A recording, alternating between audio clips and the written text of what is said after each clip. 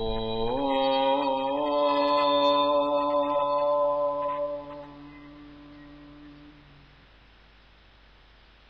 dear friends, those days, long before Alexander, another invincible power ruled in Greece. Almost all European countries were parts of his empire. He was lord of 30 million Spartan-spirited army, always ready to win the battle for him or die. The king was known as Kalyavan. Once he was seated on a gorgeous throne in his royal assembly.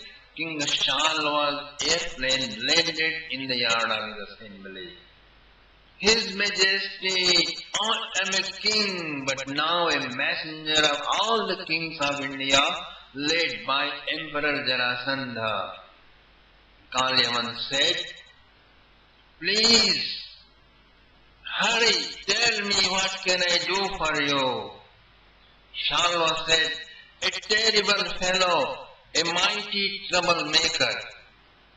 Lord Krishna has been born in India and he is too young yet has been terrorizing the whole nation along with his mafia community known as Yadavas.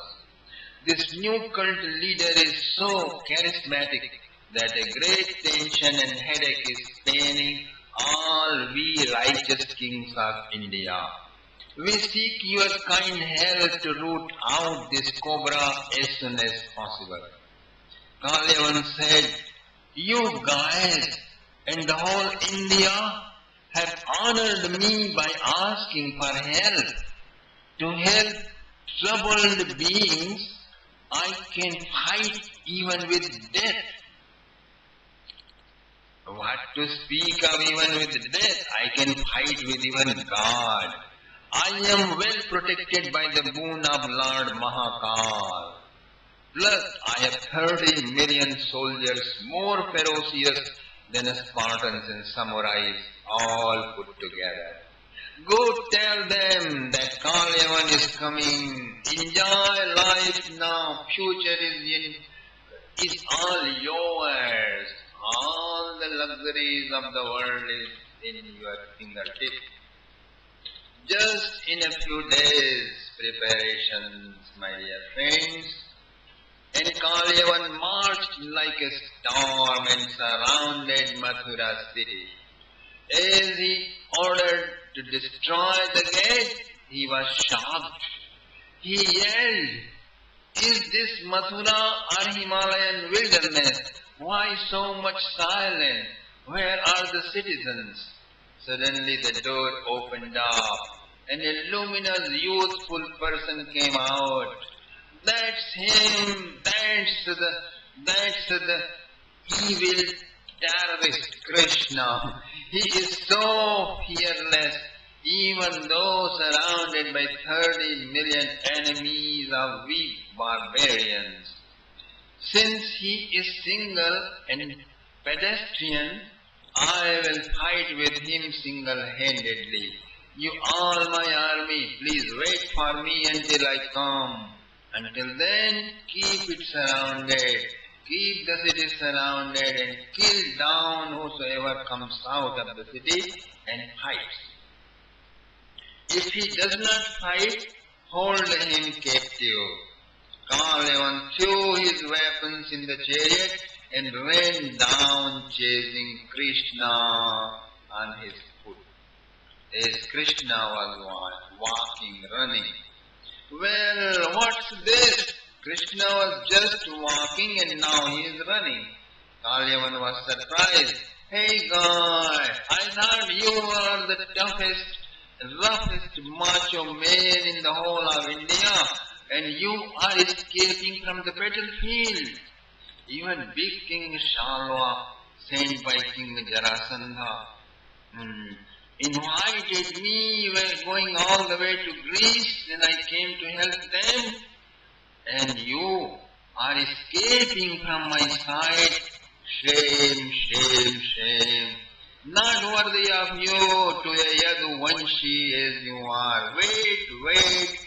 Do not run as cowards. Even if you escape, I am not going to spare your body. I will definitely send you to Buddy Holly. So why ruin your reputation? Hard and fight on.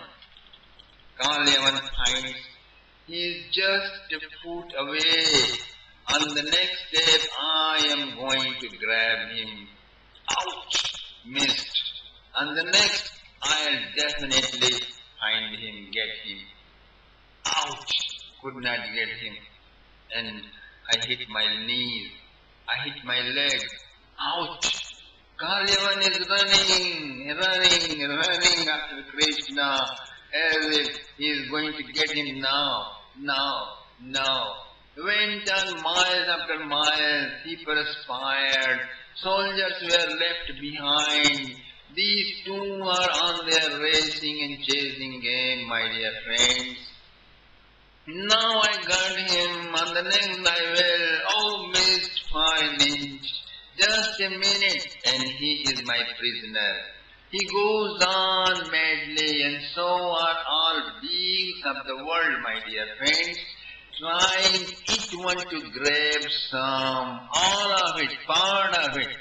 That damn it happiness.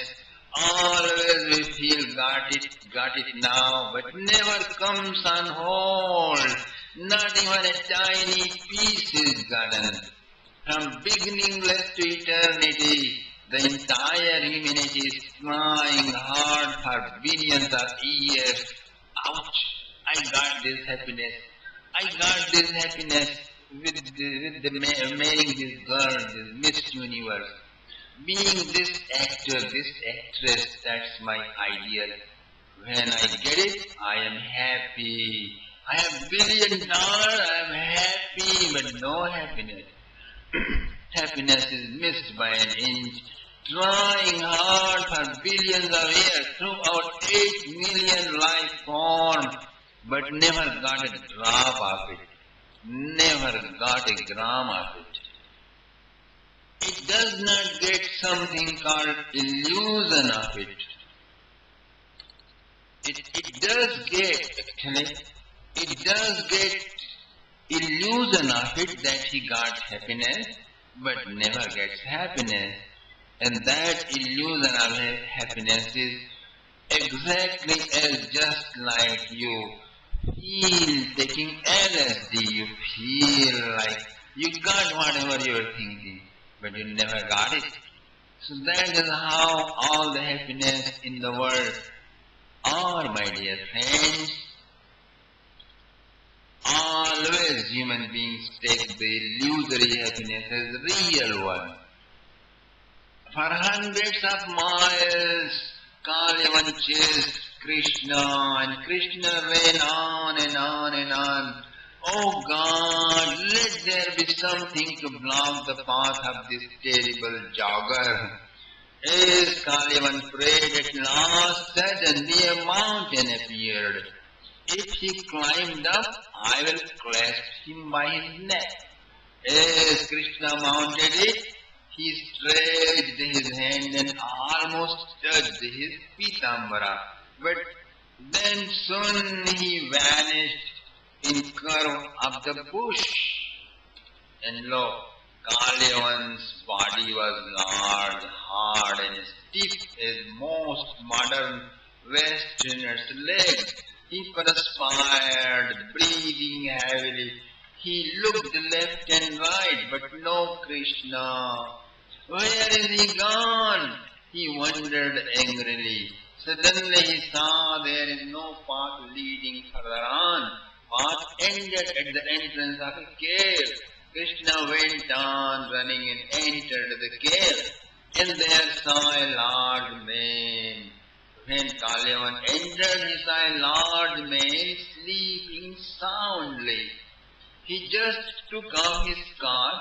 Krishna saw, and he took off his scarf and spread it out on him so that he will not be cold and feel warm and sleep deeper and more heavier.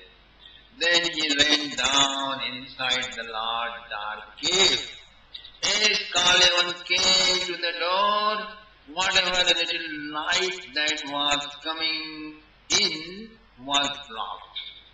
In the faint light, he saw somebody sleeping, covering her bright yellow, which he was almost just going to grab hundreds of times in the sun. He could not see the sign. He saw Pitambara and got filled with terrible anger. He knew this is Krishna, the terrible troublemaker. This cave still exists, my dear friends, near Bhavalpur city, near Agra, south of Agra. Kalyavan lifted his right foot up and low, dashed it on him with full force. As soon as the sleepy man awoke, when he woke up, he looked at him with enraged eyes, and lo, suddenly a big fire caught up Kalyavan, and he started burning in flames as if made of camphor or petrol has been poured on him. So, and then threw a burning stick after petrol is thrown. Kalyavan screamed aloud, ran helter-skelter, but soon fire consumed him all up, leaving just a handful of ashes. The sleepy man woke up. He was amazed to find so much light coming from inside of the cave. He walked in, and he was filled with pleasant surprise to see the beautiful Krishna. Tamalokya Ghanashyamam Pitakausheya Vasasam Sri Vatsavakshasam Raja Kaustubhena Viraditam. He asked, overwhelmed with wonder, wow, oh the great effulgence incarnate, who are you? Roaming in these hills and wilderness, who are you? O Bhavanya Samprabdho Vipine Giri Gauvare Padbhyam Padmapalashabhyam Vichara Kantake. This dark cave is so lit by your advent. Who you might be? Sri Krishna was still standing up there smiling. Oh, so sorry. I must introduce myself first. Muchikunda said, I am the son of King Mandata. I am Muchikunda, that's my name. The defeated gods approached me for help 1,000,000 years ago. I won the battle for them. All pleased, they said, ask for benediction, O king, but very sorry to tell you, thousands of years have elapsed on your planet. None of your contemporaries are surviving anymore. Even their traces are difficult to locate, so ask carefully. Then Muchkunda said, I said, oh God, is that so? This long battle plus this news has exhausted me so badly that all I need now is to rest. I need to sleep, I told them. Okay, king, they said, so be it. Whosoever will bother you will turn into ashes just by your glance. They gave me this cave, and since then I have been sleeping soundly. This fellow kicked me, and he died. I even don't know his name. Now Sri Krishna smiled and said, Satya prasanvanya meghanad gaviraya. O gullible king, even if you be able to count the dust particles of the whole earth, still nobody can ever recall my gunakarma vidhanani, my excellences, my exploits, my name and advance. I am this whole, and this whole is superimposed upon me. Okay, get it. That is my introduction. Wow, my Lord, you are none else but Almighty God Himself. Oh dear Lord, at last you came indeed, you came. Ah, how wonderful, how exquisite you came for me. The gods had predicted about it. It came true today. That means 3 million years have elapsed, and you have incarnated as Lord of Krishna in the home of Honorable Vasudeva and Devaki. Now, all your transcendental pastimes are flashing in my heart. My Lord, I bow down to you. I bow down to you. I bow down to you. Sri Krishna smiled and glancing at him compassionately said, have my devotion and enlightenment both, dear king. Okay. You have done in your past life countless noble deeds. Now enjoy the supreme benediction. And king circumambulated and bowed down to him again and again. And then, king, you will have to take one more birth.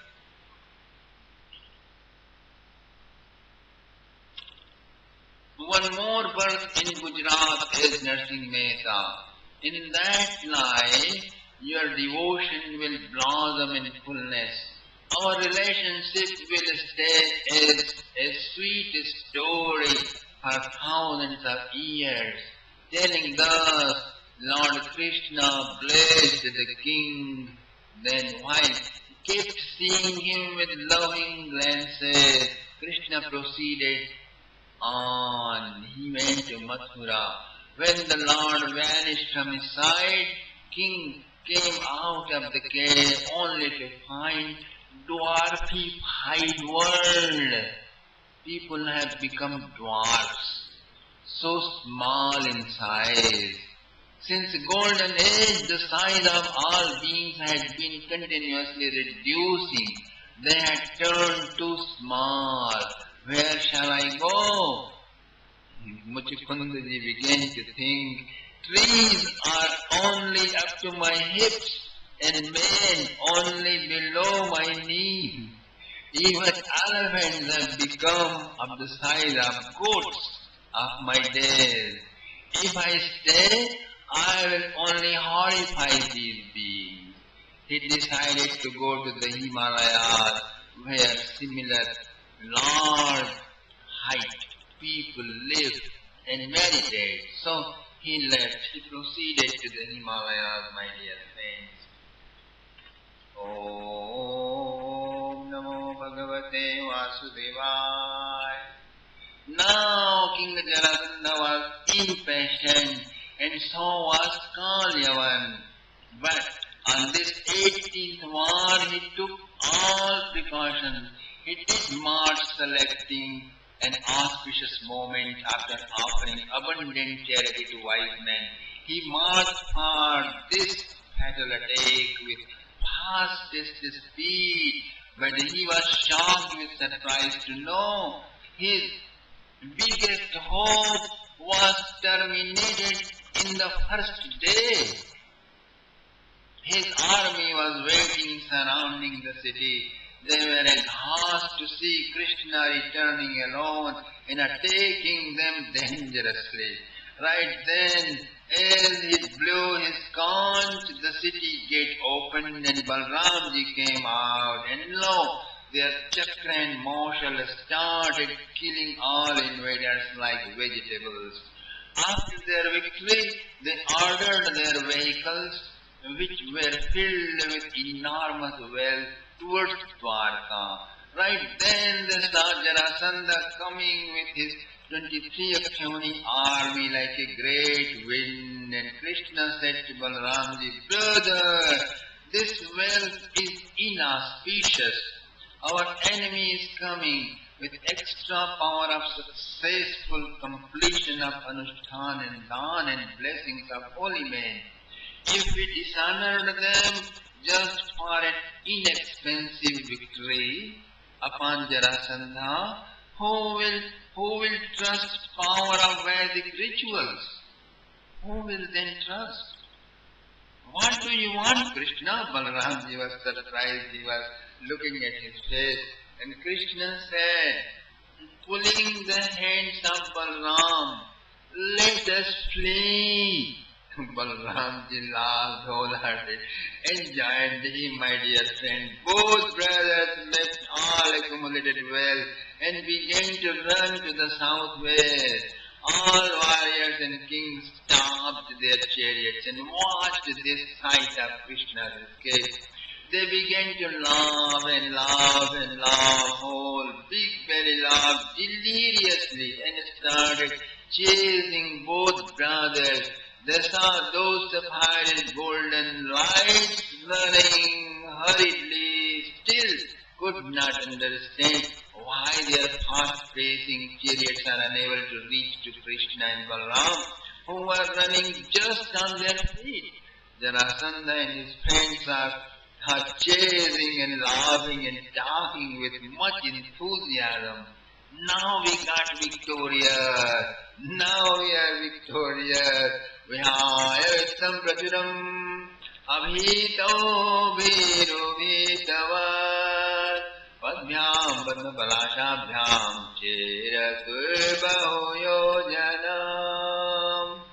Though fearless, yet as though terribly afraid, the two brothers covered many a mile with their feet resembling lotus petals. At last, the chasers were exhausted. They perspired, their horses stumbled and fell down by repeated whips. Right in the front stood 11,000 feet high Pravarshana mountain, my dear friends.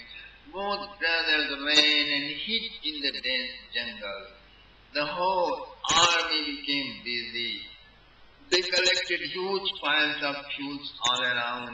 And as before, they have learned before, they set fire. It started burning in gigantic flames. The kings and their armies stood igniting fire for 3 days. Animals, birds were burning. They were screaming and running everywhere. Smoke and flames rose high, unable to see anything. Sri Krishna and Balaram spotted out a cliff, a peak which can be used as jumping board to jump into the sea and enjoy it for a swimming pool.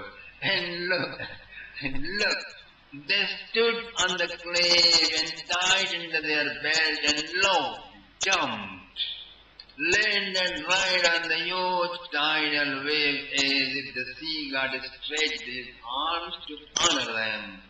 They swam and reached across the shore. From there, they walked to their newly built city of Dwarka. For 3 days, Jarasandha and his friends kept surrounding and burning the hill. They were assured they killed those two troublemaker brothers.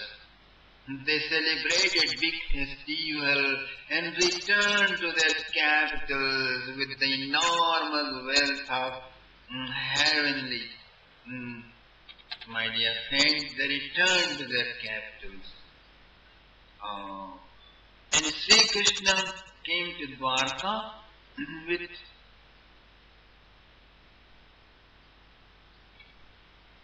wonderful story of Ranachhod Roy. Now, Rukmini Devi weds Sri Krishna. Vedic way of life accepts 8 different types of wedding.